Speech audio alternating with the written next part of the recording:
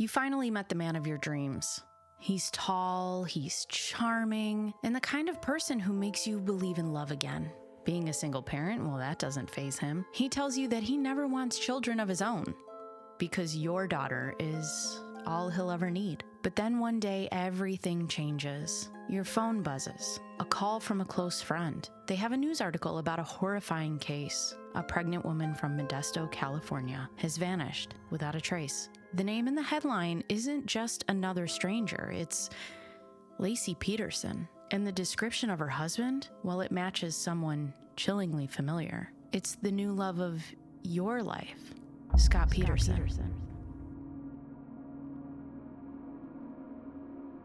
Hello, everyone, and welcome to That's My Opinion. I'm Bacon Bears, and today we're covering the second episode in the docuseries American Murder, Laci Peterson. If you need to catch up on the first episode, I will link that in the description box down below. If you like what you see here, don't forget to like and subscribe, share, thumbs up, whatever it is that you need to do. And today we're going to be covering the episode that is called I Wasn't a Mistress. They open up the episode with her friends talking about how much Laci loved Christmas and having the big Christmas parties and being the house. And I can totally relate to that because we like to be the house.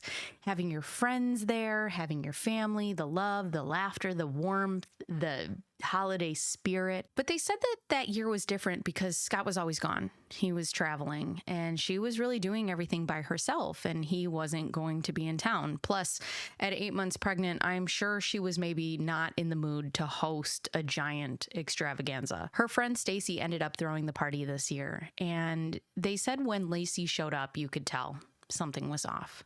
She didn't act like her normal bubbly self, or at least compared to herself during the previous holiday seasons. She also went to the Christmas party alone. They said that it was storming, it was like almost flooding, and she showed up by herself. And I mean, imagine being pregnant with your first baby, your husband isn't around, and that was probably really hard for her. For somebody who family is very important to them, she probably wanted to go as a unit. But unfortunately, Scott wouldn't be there to accompany her because he was busy 100 miles away, accompanying another woman to another Christmas party. December 30th, 2002, a woman named Amber Frey called into the tip line through Modesto Police Department. She informed them that she was the girlfriend of Scott Peterson. Detective Al Brocchini asks if Scott knew if Amber was speaking to them. She says no. He drives down to her house in Fresno, and they get to business starting to record those phone calls. And this was a real pivotal moment in the case because up until now, everybody really thought that Laci and Scott had the perfect marriage. But once Amber Frey shows up, that gives him motive. It also allows them to see another side to Scott. And it also proves that Scott has been dishonest because when they first interviewed him, he had said that there were no issues in his marriage from her side or from his side. He was specifically asked if maybe Laci had a boyfriend or was seeing anybody or if he was seeing anybody, and he said no. And this might have been the perfect time for Scott to bring up Amber. And somebody had left a comment on one of my previous videos that said, I've never seen a criminal like Scott Peterson. Usually people are trying so hard to get you off their trail. They'll do anything. They'll fake cry. They'll admit to affairs that they're having or, just whatever, anything. And Scott did none of these things. None of them. He didn't act sad. It is maybe one of the oddest after behaviors I have ever seen in any case. Amber first met Scott in November of 2002, 1 month before Laci disappeared. She was set up with Scott by a friend of hers who actually met him at a work convention, or at least I assume for work, while he was wearing a tag that said horny bastard, because Scott is the classiest of men. Amber was a young single mother who had just graduated from massage school, and she was looking for a stable, more serious relationship, and that's what Scott... Are you okay? That just scared the bejesus out of me. Amber was a young single mother who had just graduated from massage school, and she was looking for a more serious, more stable relationship, and that's what Scott had also told Amber's friend, that he was looking to find the one, even though at the time he was married to the one, and that one was pregnant with his child. He was charming. He was kind. He was great with her daughter, which, yuck. I can't imagine as a mother getting to know someone and trusting someone enough to not only allow them into your life, but to trust them enough to allow them into your daughter's life. And then that person turns out to be Scott Peterson. He told Amber that he had never been married before, and he told her that he never wanted to have children, which is also what he told Laci after they got married. And he said that Amber's daughter would be enough for him, even though he had his own son on the way. This guy... So in a turn of events through some conversation, somehow one of Amber Frey's friends finds out that Scott is actually married, and she calls Scott up and she said, listen, because she is a girl's girl. She says, you're going to tell Amber or I am. And he's like, all right, I'll do it.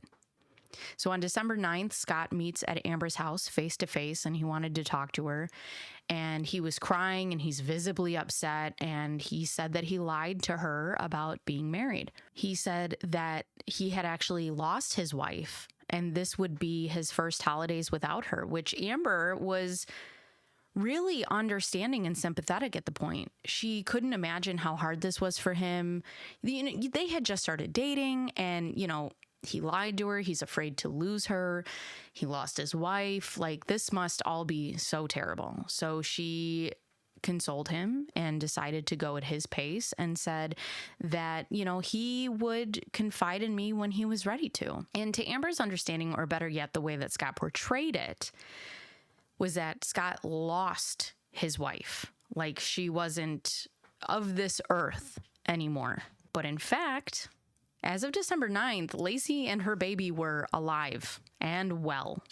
Also, December 9th, the same day he purchases his boat. Let's just let that one sink in. Not long after this conversation, one of Amber Frey's friends called with a newspaper clipping of a missing Modesto woman named Laci Peterson. And there were no pictures of Scott because, remember, he told her friends, no pictures of me. We only want to focus on Laci. Just put Laci's face in the newspapers. But there was his name and a description of what he looked like. And Amber is in complete shock, which, I can't even imagine. You are letting this man not only into your life, but your daughter's life. And he told you that his wife was gone and that he had lost her before the holidays, before she was ever even missing. And now you've just been confronted with this newspaper article. I don't even know what you're supposed to think at this point. But because Amber's a good person, she calls the Modesto Police Department and tells them everything that Scott wasn't. She says, and thank God somebody says it, finally, I found very little innocence in his behavior. Duh. That's what I've been saying this whole time. And nobody in his family, his behavior at all. The police start recording Amber and Scott's phone calls, 29 hours of wiretap to be exact. And he was telling her about all these places he would be traveling to, Alaska, Paris, just a real jet setter, And they have a phone call between Scott and Amber on New Year's Eve. And you can tell wherever Scott is, it is very packed. There's a lot of people in the background. The connection is not great. He's like, Amber, what are you doing? I'm in Paris. I miss you, blah, blah, blah. But in fact, Scott was not in Paris. No, Scott was calling a woman that he was lying to and having an affair with from his currently missing wife's candlelight vigil. Hearing Scott speak on these phone calls, professing his love for Amber at this time, makes my stomach turn. To be so cold and callous, it doesn't even register in my brain. So then, aside from Amber's phone calls, they decide to start tapping Scott's phone because at some point they are hoping to catch him in some sort of confession or slip up. So then we start to hear about the Medina burglary, which is right across the street from the Petersons' household. And the Medina family left on the 24th of December, and they come back on the 26th of December, and they find out that their door ends up being kicked in at some point, and they were burglarized. They go to the police, and on top of Laci's case, they now have to figure out who burglarized the Medinas. And because it's across the street, they have to figure out if these two are connected at any point. Now, the interesting part about the Medina household is that the days tend to change. Originally, the robbery was thought to be on Christmas Eve. And that's why the Petersons have come up with this theory that the burglars came and they have something to do with Laci's disappearance. But the burglars will tell you that it happened on the 27th. But the Medinas will tell you that they were home on the 26th. So then the burglars changed their story to it happened on the 26th. But then they had alibis that checked out on Christmas Eve. We have no set day and time. But there is a constant theory by the Peterson side that Laci was taken by the burglars at some point. And there's a lot of talk about a van that originally started out as a white van, which turned into a brown van, and then a tan van, and then an orange van that was set on fire. And now Scott's side wants to test a bloody mattress that was found in the back of this orange van that was found close to Stephen Todd, one of the burglars' wife's sister's house. I don't know. The detectives end up narrowing it down to two men named Stephen Todd and Donald Pierce who admitted to the crime and being there. They also are like, we're taking a polygraph test, and they were adamant that they have no association with Laci disappearing. They're like, listen, yes, we did that. We did not do that. We have nothing to do with Laci and Connor disappearing. The detectives come out and say that after looking through all the evidence, after the burglars take the polygraph test, after looking through all the stolen goods, there was absolutely nothing connecting the Medina household burglary to Laci Peterson's disappearance. As the police are putting this out in a press conference, you see Laci's mom sitting there holding Scott's mom. And everybody at this point's on the same page. Everybody is trying to find Laci and Connor. Everybody thinks that Scott is innocent. It's so hard to watch. In hindsight, it's so heartbreaking because you're watching Laci's mom hold Scott's mom, and you just know that it's not going to be long before these two women are just torn apart.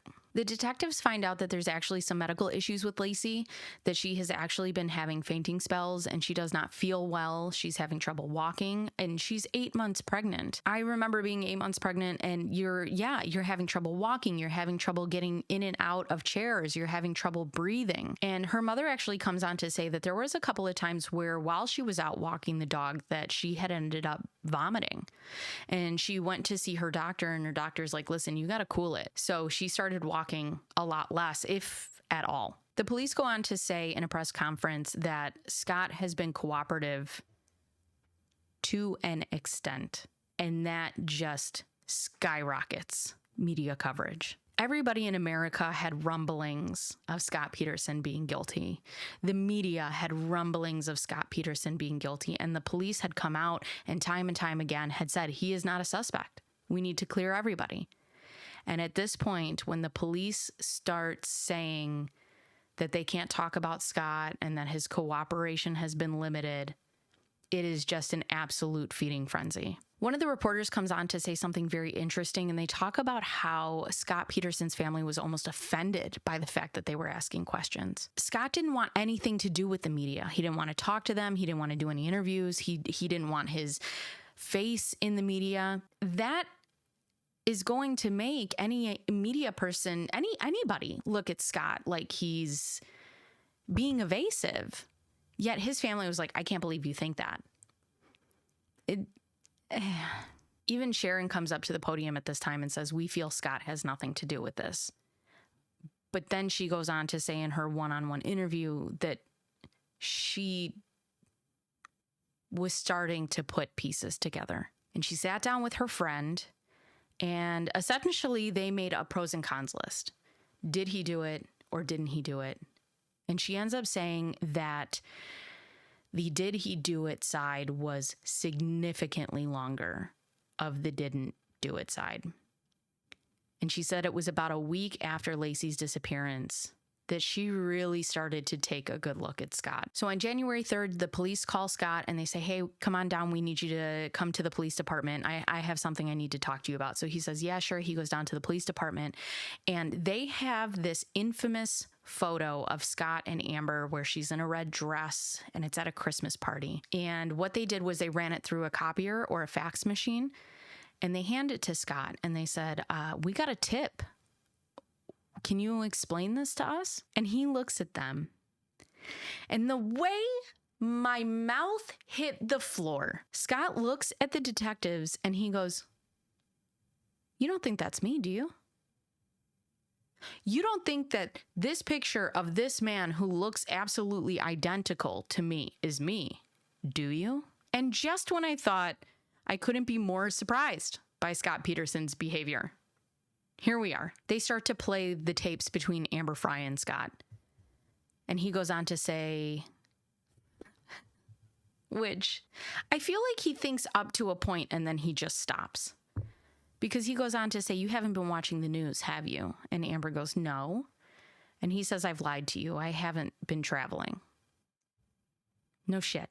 He then tells her, the girl I was married to, her name is Laci. And she disappeared before Christmas. And I've been in Modesto with not only my family, but her family. No mention that she's pregnant. No mention of baby Connor. At this point, Amber Frey she's done. She is fed up and she unleashes and she said, it was December 9th that you told me that your wife was missing and that you had lost your wife and that this would be your first holidays without her. Did you not? And he said, yes, I did tell you that. And she said, then how did you lose your wife before she was lost? And this is gaslighting at its finest. He goes, there are different kinds of loss, Amber.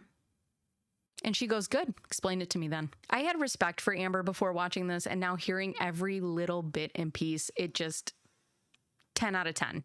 1,000 out of 10 respect for Amber Frey. He then goes on to tell Amber that once they find Laci, they will have resolution and he will be able to explain everything. At this point, the cops have come to terms with the fact that Laci's not coming home. I think everybody at this point has kind of come to terms with that. So the police go back into their investigation and they start to retrace Scott's steps. And they start putting out boats into the Berkeley Marina. They start to follow the same route that Scott told them about. They go over to Brooks Island, which is where Scott took his boat out. And Scott drives to the Berkeley Marina about 3 or 4 times to watch them. He doesn't talk to anybody. He doesn't ask any questions. He just stands there and watches them and sees if they find anything. And then he leaves. And that's it. And they end up finding something in the water that they can't figure out what it is. But they said that it was in the shape of something that could look like a body. So her friends go on to talk about how they actually had a sleepover the night that was supposed to be Laci's baby shower, which, is so sad. And at that point, everybody is starting to look at Scott. And when the police had released that they found this thing in the water, everybody was convinced it was Laci. And everybody was like, Scott did it. Now, something I did not know is when they wiretap your phone, they can hear absolutely everything, whether you're on a phone call or not. So they hear a voicemail being played from Scott's mom saying, I know you know they found something in the Berkeley Marina, but it just turned out to be an anchor. It wasn't Laci, which we already knew. So just give me a call back whenever you get a chance. And you can hear he deletes this voicemail. And then you hear either like a whistle, or a sigh of relief. Somehow, the infamous Christmas photo, the same one that the police showed to Scott of Amber in the red dress, gets leaked to the National Enquirer. And they're going to put it out on their next edition, which really puts pressure on the police to play their hand at bringing up Amber Frey. And because of the investigation, there were a lot of things that the police knew that they couldn't tell anybody. And they actually go on to talk about how Watching Laci's family stand up for Scott and comfort Scott's family was heartbreaking because they had all this background information about Amber Frey. They ask Sharon, Laci's mom, to come down to the police department, and they end up telling her about Amber Frey before they do the press conference. And she says at this point that confirmed her suspicions. And she said, I immediately said, he didn't have to kill her. Why did he kill her? And this was before the police even found her body. She just knew that Laci was already gone. Brent, who is Laci's brother, calls Scott. And because Scott's phone is wiretapped, we get to hear the whole thing. And he's really reaching. He's like, Scott, give me anything. Give me anything to believe that you didn't have anything to do with this. We know about Amber. And Scott goes, yeah, there was an encounter. And he said, just give me something so I can still support you. And all Scott has to say is, you know, we were happy and I can't lose the rest of my family. And that's it. At this point, Laci's family releases a statement that they believe that Scott has been lying to them, and he needs to come out and tell them absolutely everything that he knows about the disappearance of Laci. Laci's family retracting their support of Scott is monumental, and it speaks volumes to America. So after 29 hours of wiretape, countless pictures, and after everything that we've heard back and forth between Scott and Amber Frey,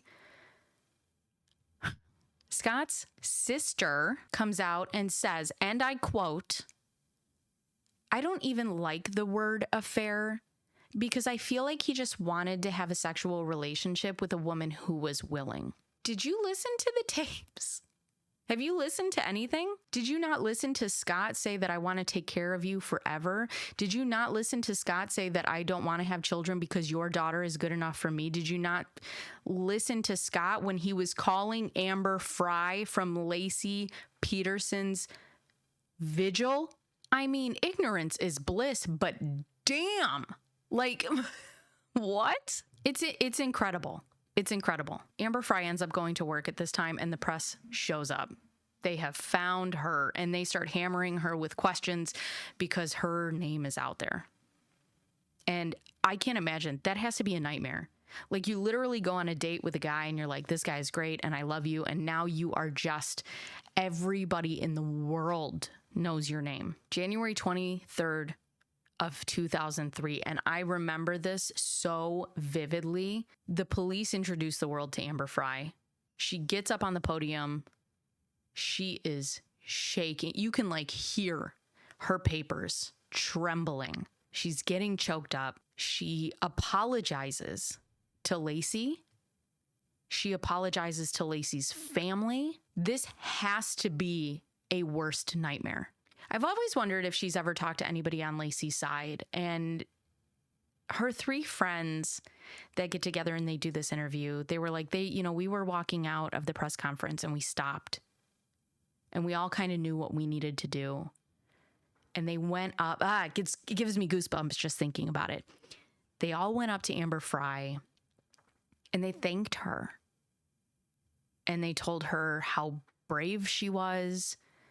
And they were so happy that she did what she did, because if she didn't, the case would have never gone the way that it ends up going. And I thought that was such a beautiful moment. And a lot of times when people have affairs, like, we can't get past the other person. But Amber really had no idea that Laci existed. Amber was just out there trying to look for a relationship and to start her own family. And she had no choice in getting thrown into something like this. So I thought it was really beautiful. And it was probably a really beautiful moment for Amber, too, for that sense of forgiveness. I can't imagine the guilt that Amber Frey has sat with or still sits with to this day. Scott calls Amber on the phone and he tells her how brave she was and that it really shows her character that she got up there. And he said that he was actually listening to it on the radio. And he said, when you started crying, I cried. and threw up. Amber and Scott Peterson then at that point decide to stop talking. Amber's like, I don't think we should talk anymore. Scott's like, I think that's a great idea. And that's it. Amber then goes on to tell this story about how her and Sharon end up speaking, and they put a calendar together of all the dates that they can figure out of when Scott was around, when Scott wasn't around, and just trying to put pieces together. Then we see the infamous interview with Diane Sawyer where he says that he didn't murder his wife and he has absolutely nothing to do with her disappearance. And he also tells her that he told the police about Amber immediately on the 24th of December, which is absolutely untrue. And then he told Diane Sawyer that, yes, he had an affair, and yes, Laci knew, and Laci was fine with it. She just doesn't care. To which Diane Sawyer replies, you don't expect anybody to believe that, do you? To which Scott replies, well, nobody knows our relationship but us. What?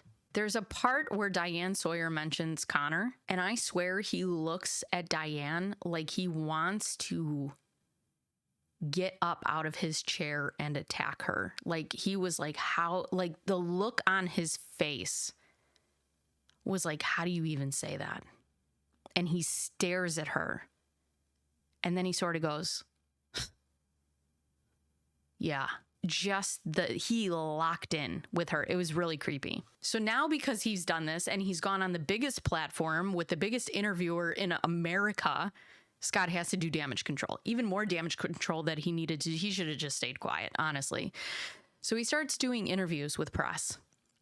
And it does not go well. None of it goes well. He tries to be in charge of the whole thing. He tries to dictate the time and what they're going to talk about and how long they're going to talk. And the reporters are like, you can come, you can go to Scott's house and you have to take your shoes off. And it was just a very odd scenario. There's a second search warrant on the house, and the police go in to find that Scott has now sold Laci's vehicle. He has inquired about selling the house, and he was using the nursery for storage, even though he had previously told the reporters that the nursery doors wouldn't be opened until there was a baby in it. April 14th, 2003 is when Laci Peterson and Connor Peterson are found at Point Isabel. And that's really where they leave the episode. I feel like this episode gave us a more well-rounded idea of what was going on at the time and just a little bit more insight to Sharon and the investigators and her friends and the media and the public. And, when they brought up on April 14th that when they brought up on April 14th that two people were found, a woman and an infant were found in face-to-face with Scott Peterson, all they really say about it is that Scott says, yeah, I didn't think it was them at all. Not at all. And on Laci's side, everybody says as soon as they found the bodies, everybody knew. Everybody knew. It's all the facts are pretty much the same. The retelling's a little different, of course, because Scott is trying to maintain his innocence. When you look at this episode and you get more detail than just Scott's side, it looks very different. But that is the end of episode 2, and that's where we'll wrap up today's episode of That's My Opinion. The lies, the manipulation, the heartbreaking discoveries surrounding Laci Peterson's disappearance have left a lasting mark on everyone involved. And honestly, on all of us watching from the outside. And it's hard watching this episode to imagine what Amber Frey must have gone through, being a mother to her own daughter, just trying to find love and a family, only to find herself in the center of this absolute nightmare. And it's even harder to fathom the pain that Laci's family endured at the time. And the pain that they still feel. If you're following along with American Murder, Laci Peterson, let me know your thoughts on this episode. Do you think Amber's role was crucial in exposing Scott, or was there more to the story? Drop your comments and let's keep the conversation going. Thank you for tuning in, and remember to subscribe, rate, and share this podcast with anybody who's as hooked on this case as we are. And I'm Bacon Bears, and that's my opinion. Until next time, please take care of yourselves.